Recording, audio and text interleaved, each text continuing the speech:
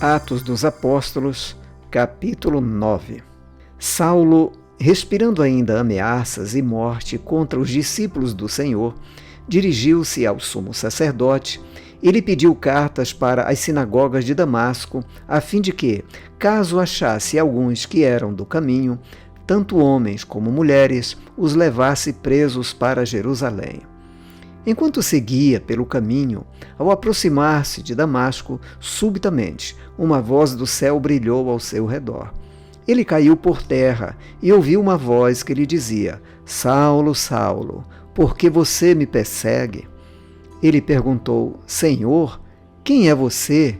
E a resposta foi: Eu sou Jesus, a quem você persegue. Mas levante-se e entre na cidade, onde lhe dirão o que você deve fazer. Os homens que viajavam com Saulo pararam emudecidos, ouvindo a voz, mas não vendo ninguém. Então Saulo se levantou do chão, abrindo os olhos, nada podia ver, e guiando-o pela mão, levaram-no para Damasco. Esteve 3 dias sem ver, durante os quais nada comeu, nem bebeu. Havia em Damasco um discípulo chamado Ananias. O Senhor lhe apareceu numa visão e disse: Ananias? Ao que ele respondeu: Eis-me aqui, Senhor. Então o Senhor lhe disse: Levante-se e vá à rua que se chama Direita, e na casa de Judas procure um homem de Tarso chamado Saulo. Ele está orando. E numa visão viu entrar um homem chamado Ananias e impor-lhe as mãos para que recuperasse a vista. Ananias, porém, respondeu: Senhor, de muitos tenho ouvido a respeito desse homem, quanto mal tem feito aos teus santos em Jerusalém. E aqui em Damasco ele tem autorização dos principais sacerdotes para prender todos os que invocam o teu nome. Mas o Senhor disse a Ananias: Vá, porque este é para mim um instrumento escolhido para levar o meu nome diante dos gentios e reis, bem como diante dos filhos de Israel. Pois eu mesmo vou mostrar a ele quanto deve sofrer pelo meu nome. Então Ananias foi, e entrando na casa, impôs as mãos sobre Saulo, dizendo: Saulo, irmão, o Senhor Jesus, que apareceu a você no caminho para cá, me enviou para que você volte a ver e fique cheio do Espírito Santo. Imediatamente caíram dos olhos de Saulo umas coisas parecidas com escamas, e ele voltou a ver. A seguir, levantou-se e foi batizado. E depois de comer, sentiu-se fortalecido. Saulo permaneceu alguns dias com os discípulos em Damasco, e logo nas sinagogas proclamava Jesus, afirmando que ele é o Filho de Deus. Todos os que ouviam Saulo estavam atônitos e diziam: Não é este o que exterminava em Jerusalém os que invocavam o nome de Jesus e veio para cá precisamente para prender e levá-los aos principais sacerdotes? Saulo, porém, mais e mais se fortalecia e confundia os judeus que moravam em Damasco, demonstrando que Jesus é o Cristo. Decorridos muitos dias, os judeus resolveram matar Saulo, mas ele ficou sabendo do plano deles. Dia e noite guardavam também os portões da cidade para o matar. Mas os discípulos de Saulo tomaram-no de noite e, colocando-o num cesto, desceram-no pela muralha.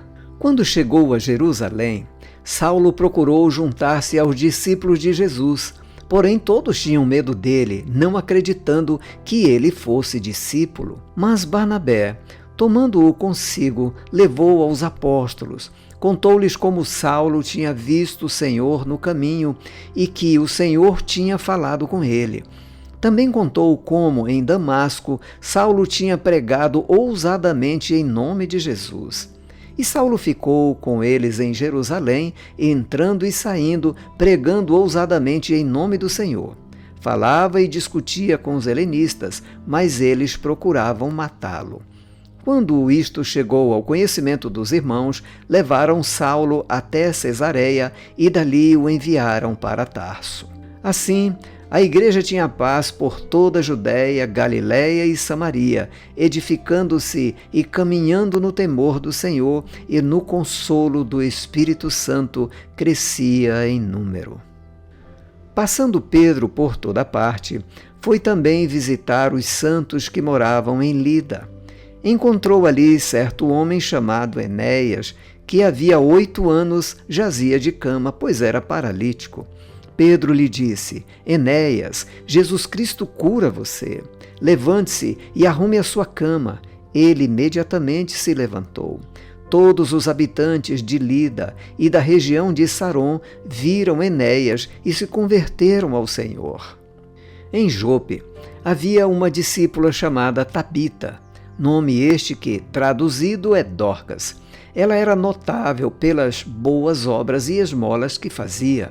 Aconteceu que, naqueles dias, ela adoeceu e veio a morrer. Depois de a levarem, puseram o corpo num quarto do andar superior. Como Lida ficava perto de Jope, os discípulos, ouvindo que Pedro estava ali, enviaram-lhe 2 homens com o seguinte pedido: Não se demorem em vir até nós.